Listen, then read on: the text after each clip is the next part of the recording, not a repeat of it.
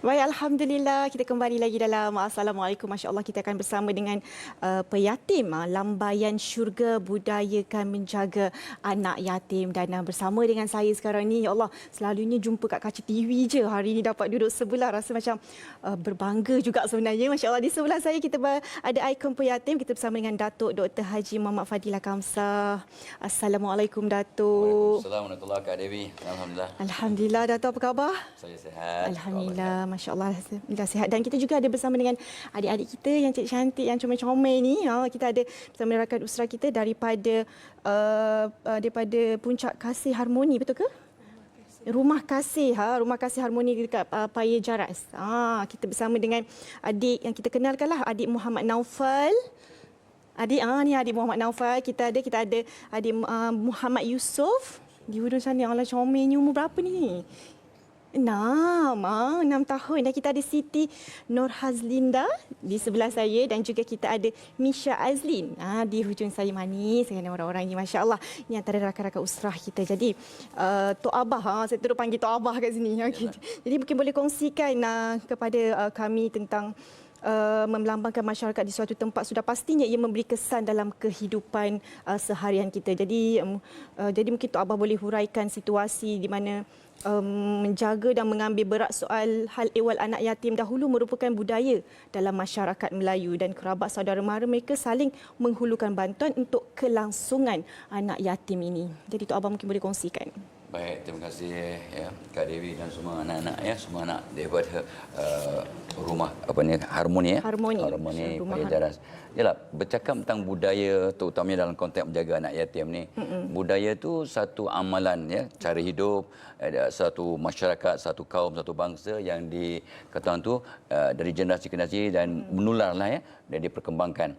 Dan budaya mencerminkan aras ketamadunan. Ya, jadi budaya yang hebat tanda masyarakat yang hebat tamadunnya.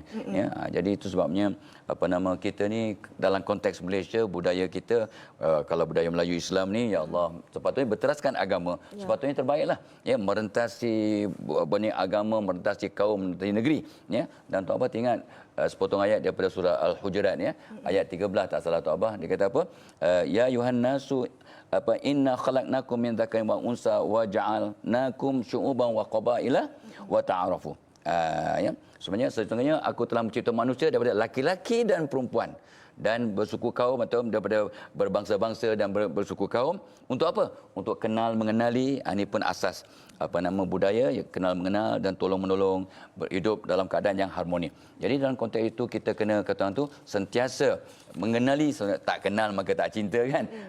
Dan itulah sebabnya Tok Abah dalam konteks budaya menjaga anak yatim tu teringat satu hadis yang sangat simple, yang sangat popular pun. Qala Daud ya, kun lil yatim kal abil rahim.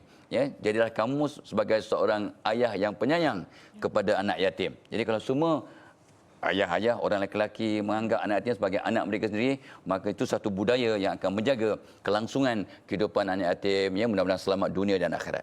Masya Allah, Allahu Akbar. Itu dia kemudahan selamat dunia dan akhirat kita sekiranya kita menjaga, memelihara anak yatim ini. Jadi kita ada soalan daripada adik kita sebenarnya. Boleh tanyakan soalan, kita ada mic kat sini. Okey, silakan boleh tanyakan soalan kepada Tok Abah. Tok Abah, salah ke kita pilih untuk tinggal di rumah anak yatim dari tinggal bersama saudara mara yang menjaga kita?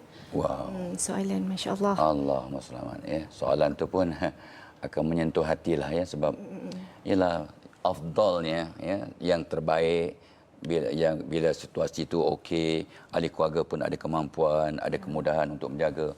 Memanglah anak yatim lebih afdal, lebih aula dijaga oleh ahli keluarga. Ya, pak cik, mak cik atau kerabat yang ada kemampuan. Tapi ialah kalau keluarga itu sendiri pun ada anak ramai, yang hidup pun ialah kata orang tu susah kan. Jadi kalau datang anak yatim pula lagi menambahkan beban mereka. Jadi maka dalam situasi yang mereka sendiri pun tidak ada kemampuan untuk menjaga dengan sempurna, boleh jaga tapi dengan sempurna, maka mungkin untuk satu situasi yang menang-menang anak yatim dapat dijaga, pendidikannya dapat dijaga, maka wajar pergi ke rumah anak yatim untuk niatnya kena betul. Bukan untuk bersenang-senang ya, bukan untuk, tetapi untuk kata orang tu mengimbangi ya, akan dapat maju ke depan, ada kemudahan. Kat rumah anak yatim kan ada kemudahan belajar, tempat tinggal, makan minum insya-Allah, dan kebanyakan rumah anak yatim penyatim diri ada 76 buah rumah anak yatim yang di bawah jaganya. So memang ada latihan dan biasanya penjaga ni orang yang penyayang. Jadi dapat kasih sayang, dapat kata orang tu menggantikanlah ketiadaan mak bapak. Jadi wajar dengan syarat ya tidak ada keluarga yang mampu. Tapi kalau ada keluarga yang mampu, yang memang okey, ada pembantu dan sebagainya, itu yang terbaik. Masya-Allah, itu dia kan jawapan dan penjelasan daripada Tok Abah. Rasanya kita masyarakat kita pun di luar sana pun faham kan situasi, kena memahami jugalah sebenarnya. Jadi Tok Abah, mungkin kalau bila disebut mengenai budaya, mungkin ada sesetengah budaya negara mereka berbeza. Kalau kan kita tahu kalau di Palestin ada setengah tu mereka merasa aib sekiranya menubuhkan kata pertubuhan institusi anak yatim ni, seolah macam ahli keluarga mereka sendiri tidak menjaga ke waris mereka sendiri. Jadi pandangan Tok Abah berkaitan dengan perkara sebegini. Itulah, memang ada sebuah negara di negara tertentu, termasuk utamanya negara Islam lah ya, yang ada kemampuan, memang pada mereka aib. Aib kalau ada rumah anak yatim seolah keluarga tu lepas tangan, tak bertanggungjawab. Sama jugalah ya, ramai juga di negara-negara yang maju ni, yang kaya raya ni, dia aib kalau ada rumah orang tua, kebajikan orang tua. Mana anak-anaknya, mana keluarganya sampai orang-orang tua ni diinstitusikan. Jadi aib. Tapi kita kena tengok the reality-nya. Ya, realiti keadaan tu yang paling penting ialah kita nak memberi manfaat pada semua pihak. Jadi ahli keluarga tidak terbeban dan anak yatim ataupun juga terjaga, maka tidak aib ya. Kalau dalam konteks budaya Malaysia dan Nusantara ya, memang ada pertubuhan anak yatim, rumah anak yatim yang beratus-ratus di negara-negara ini, dan tidak mengaibkan sebab niatnya betul. Niatnya untuk menjaga kemaslahatan anak yatim ini. Tapi macam contoh di Palestin, walaupun negara tu dalam keadaan yang tertekan, perang dan sebagainya, tapi mereka memang tak ada rumah anak yatim, malu dia. So biar susah payah pun sama-sama. Itu budaya mereka. Tapi di negara kita dan di Nusantara tidak sampai mengaibkan kalau kita membina rumah pusat-pusat anak yatim dan sebagainya dengan niat untuk menjaga kebajikan anak yatim, untuk mereka jadi manusia yang berguna, insya-Allah. Masya-Allah, itu dia, budaya setiap negara kita berbeza. Kita perlu menghormati sebenarnya. Masya-Allah. Dan kita ada soalan juga untuk adik-adik kita. Kita ada soalan. Silakan adik. Tok Abah, apa tips untuk buat orang lain suka kita? Apa tips untuk buat orang lain suka kita?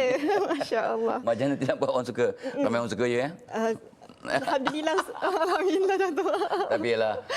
Tapi selalu dapat dipesan oleh guru Tok Abah ya, redha Allah tu lebih kritikal dari redha manusia. Ya, Tok Abah ingat satu, sebenarnya kata Imam Syafi'i kepada Rabi', dia kata apa? Ridwan nas ghayatul la tudraku.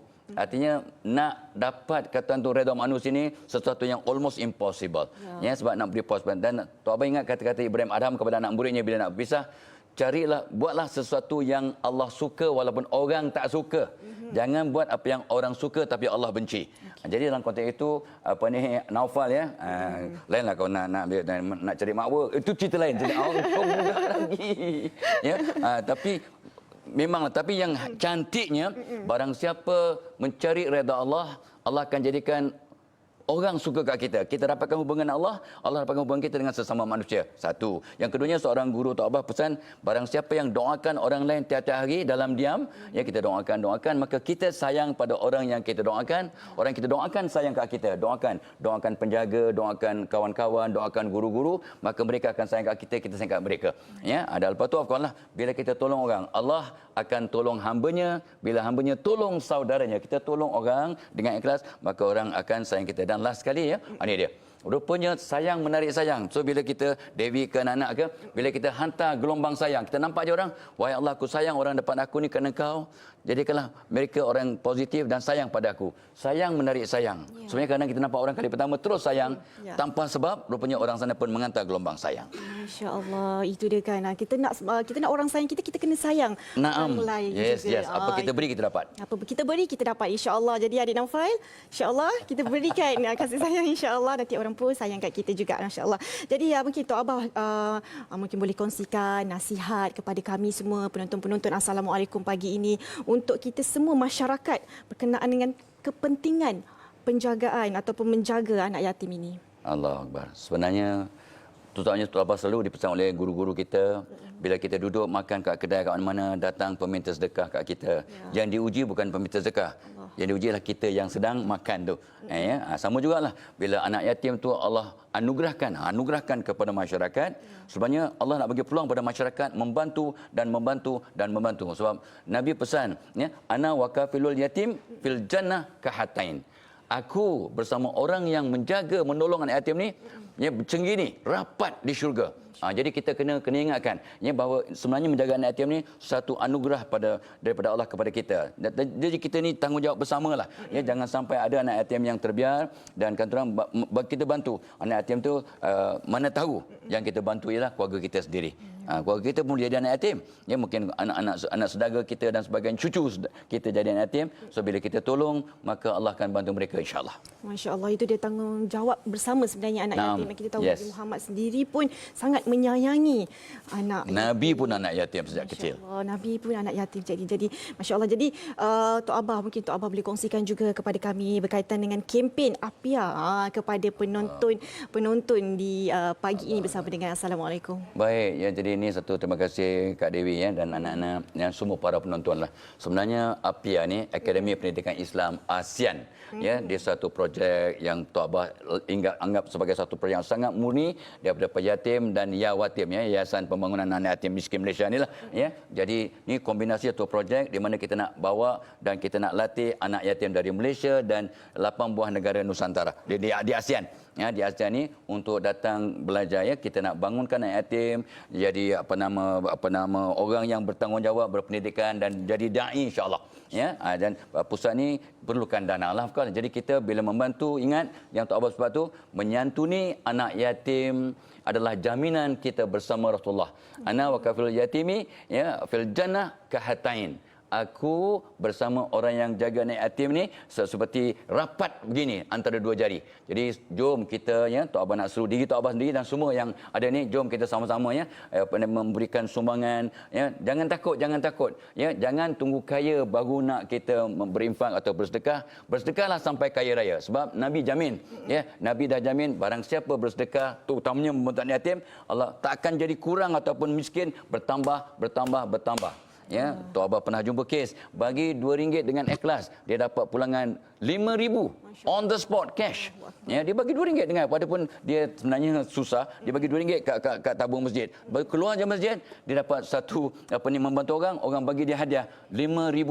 Tok Abah nampak dengan mata kepala betapa besarnya. Itu sebabnya janganlah kita berkira sangat dalam membantu orang lain, apatah lagi membantu anak yatim. Seperti Dewi cakap tadi, Nabi cukup sayang pada anak yatim. Malah Nabi kalau nampak yatim, dia akan gosok-gosok kepala, dan Nabi tak akan beredar. Nabi jalan pantas. Nabi tegar, tapi bila anak yatim, Nabi terus jadi manusia yang paling lemah lembut, sabar, tenang dan melayan yang anak yatim ni. Dan itu sebabnya Tok Abah sangat sedih kalau adalah pihak yang menyalahgunakan. So maka Apia ni satu projek yang sangat murni. Terutamanya Tok Abah dah bangka ni. Tok Abah pun nak yatim tapi dah bangka. So masih seronok. Masih sihat lagi sebenarnya. Syukur alhamdulillah. Walaupun orang kata nampak masih handsome. So jangan ketawakan orang tua. So masih kata orang tu seronok untuk jadi ikon penyatim. Dan tu sebabnya Tok Abah bersama-sama dengan sahabat-sahabat yang lain, kita sama-sama nak membangunkan Apia ni, Akademi Pengajian Islam. Di situ ada masjid, dan Nabi pesan barang siapa yang membantu membangunkan masjid walaupun sebesar sarang burung, maka dia membantu istana di jannah. Jadi kita di Apia ni, pertama yang dibina ialah masjid.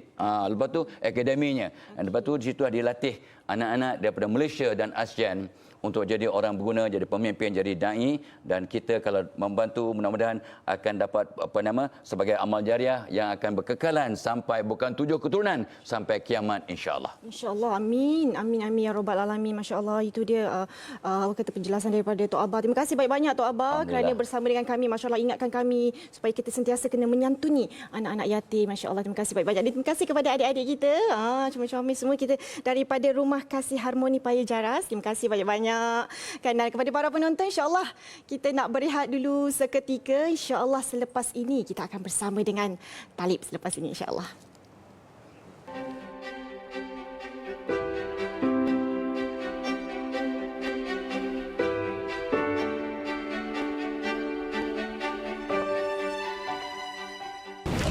Mak. Aisyah dapat nombor 1, Mak. Betul cakap Mak. Walaupun kita miskin, tapi kalau kita berusaha bersungguh-sungguh, mesti berjaya. Allah sentiasa bersama dengan orang yang sabar, kan, Mak?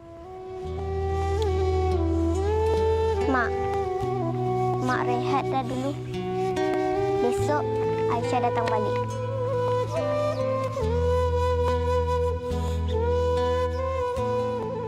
Berilah sedikit senyuman di wajah mereka dengan berinfak ke Persatuan Kebajikan Anak Yatim Malaysia.